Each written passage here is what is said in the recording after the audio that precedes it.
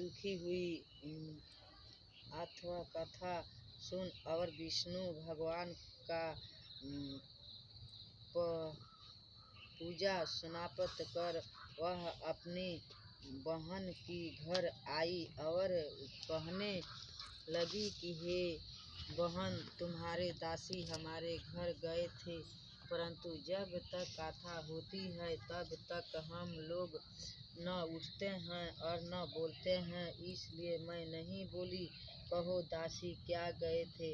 रानी की बहन बोली, हे बहन, देखो बृहस्पति भगवान सबके मनोकामना को पूर्ण करते हैं। देखो, शायद तुम्हारे घर में अनाज रखा है। वैसे सुनकर बड़ा ही अचरज हुआ। वह मिला गया तो उसे बड़ा ही हैरानी हुई, काहे कि उन्होंने एक एक बर्तन देख लिया था। वह उसे बाहर आकर रानी की बताएं। हे दासी अपनी रानी से कहने लगी कि हे रानी, देखो, जैसे हमको अन्न नहीं मिलते तो हम रोज व्रत करते। अगर इसी व्रत की विधि और कथा पूछ ली जाए तो इसे हम भी किया करेंगे। दासी की कहने पर बहन से बृहस्पति बार व्रत के बारे में पूछा। उसने बहन से बताएं कि हे रानी बहन, सूरज उगने से पहले उठकर स्नानादि से निवृत्त होकर बृहस्पति बार का व्रत करना चाहिए। उसी दिन एक ही समय भोजन करना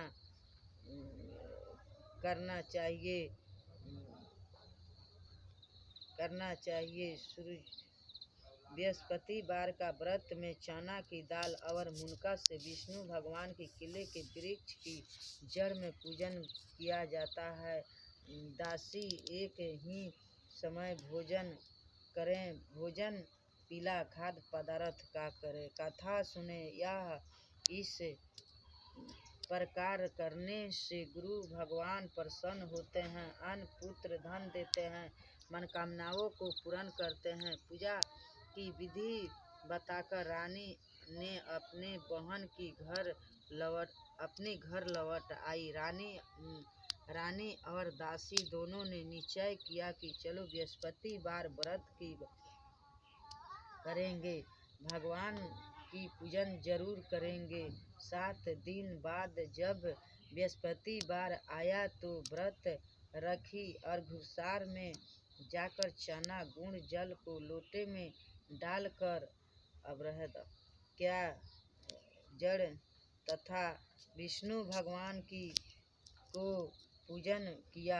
अब भोजन पीला कहाँ से आवे? दोनों बड़ा दुखी हुए, परंतु उन्होंने व्रत